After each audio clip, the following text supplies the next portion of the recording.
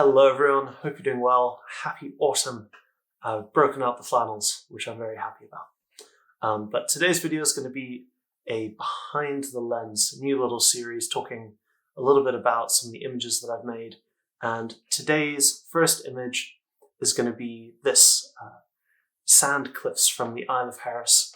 It's included in my print portfolio for 2022 and it's one of my favorites. So we're going to go ahead and jump into Lightroom, talk a little bit about the catalog of images before I made this photograph, and then some of the creative choices in post-processing, and of course, the final print.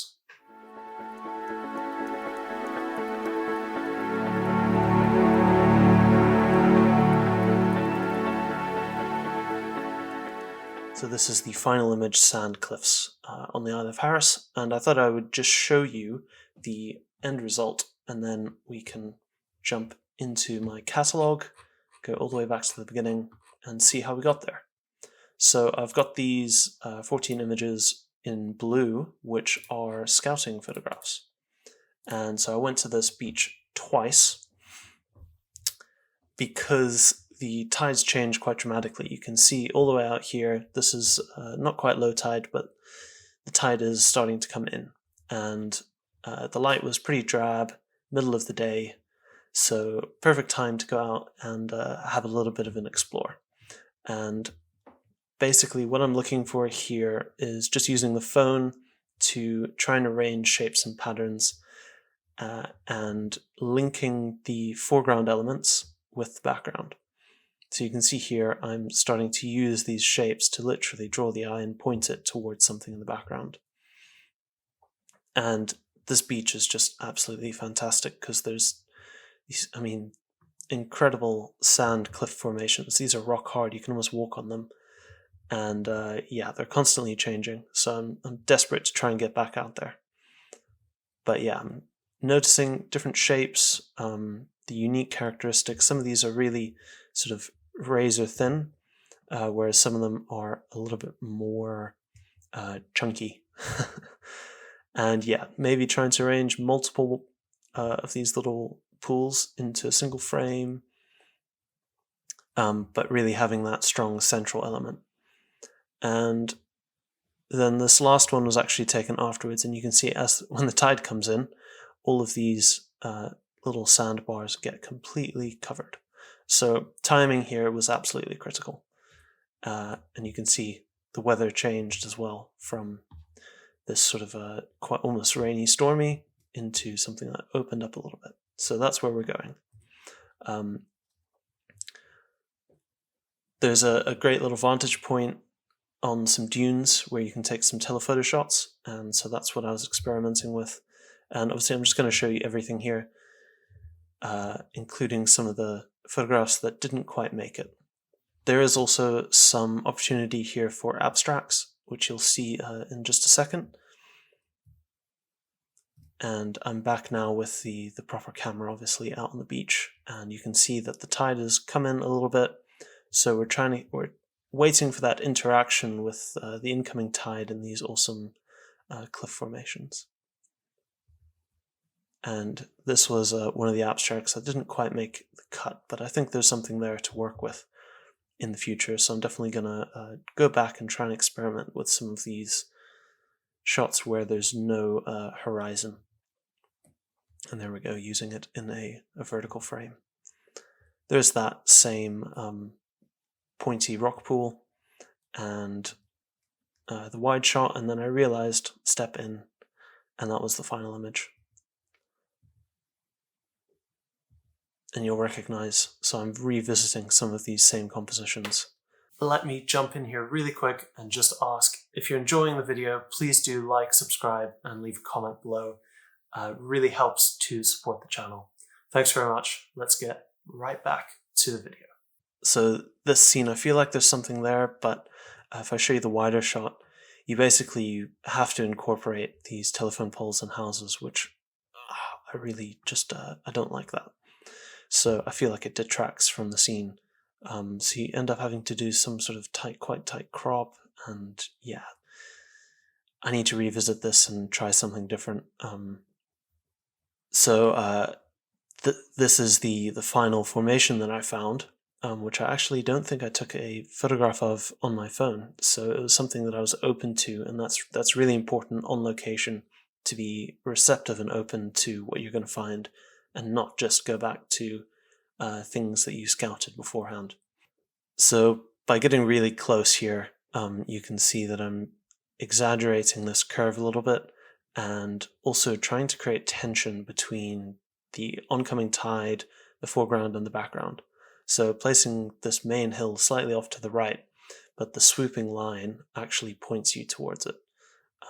And there's good cloud detail in the upper left, so I feel like that holds its own. And this was you can see the big difference here with timing. Depending on when you take the frame, that rock pool completely fills up.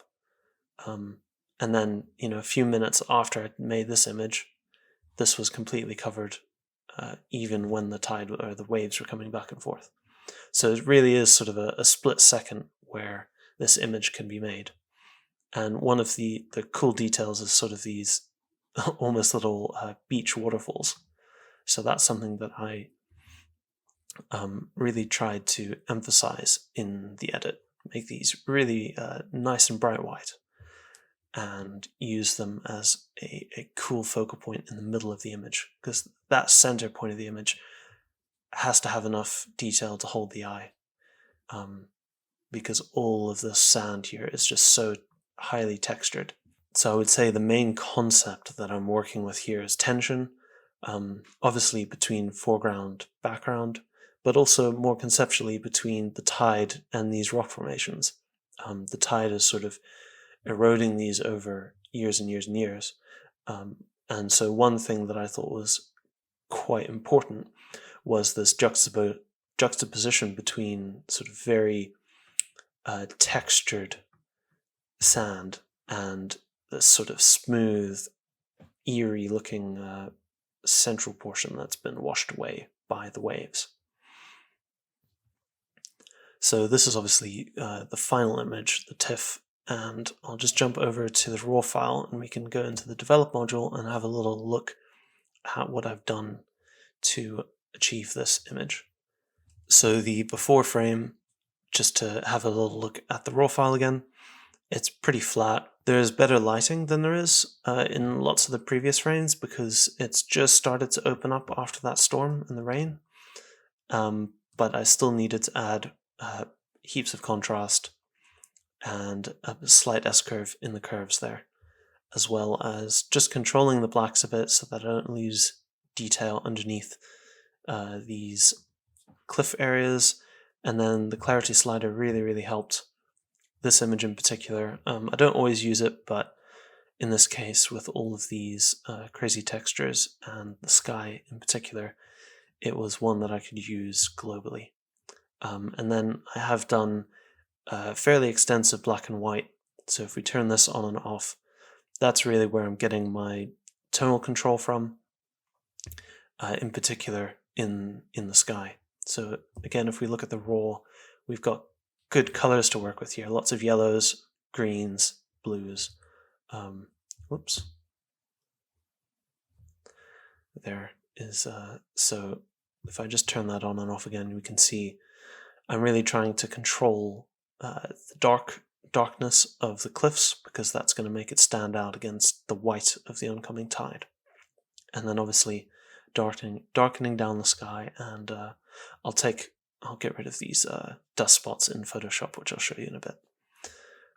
Otherwise, no sharpening, profile corrections just to get rid of some of the extra distortion, and a small vignette.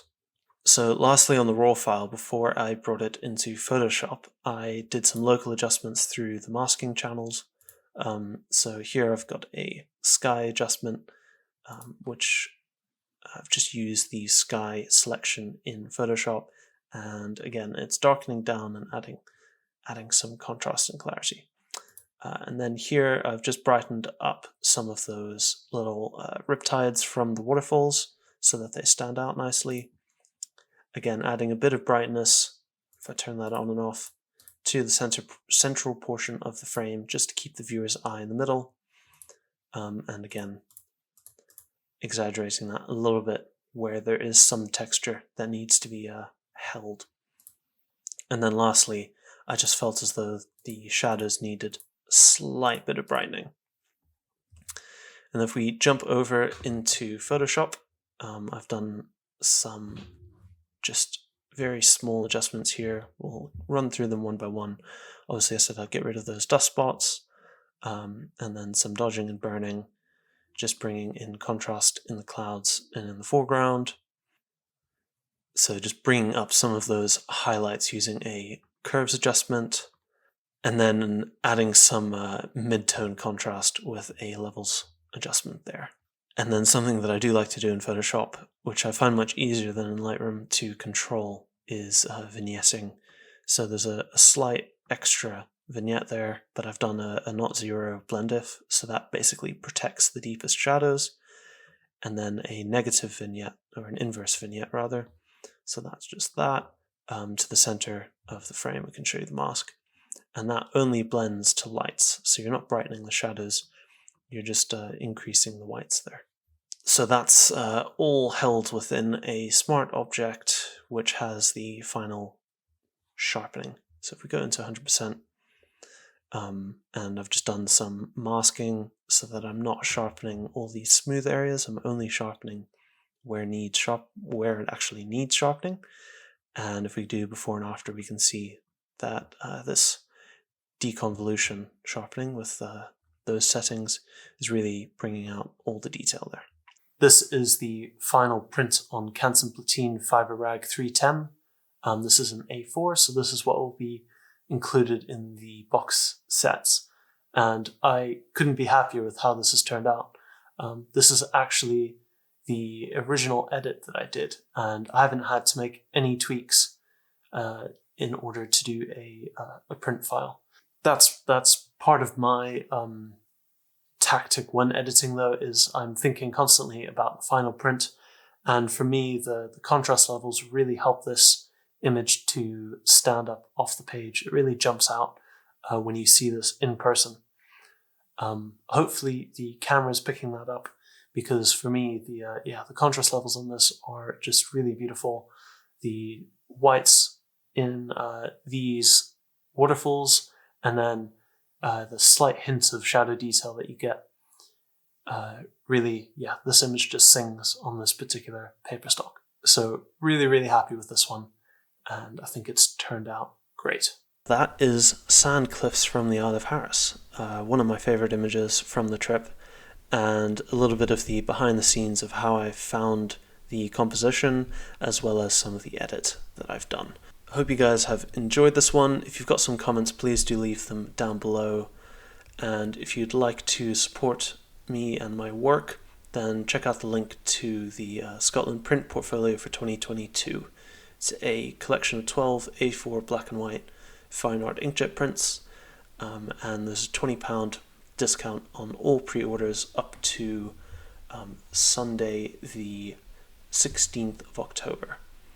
So check that out, and all of your support is really, really appreciated. So thanks everyone again, and that's going to be it for this one. See you next time. Cheers.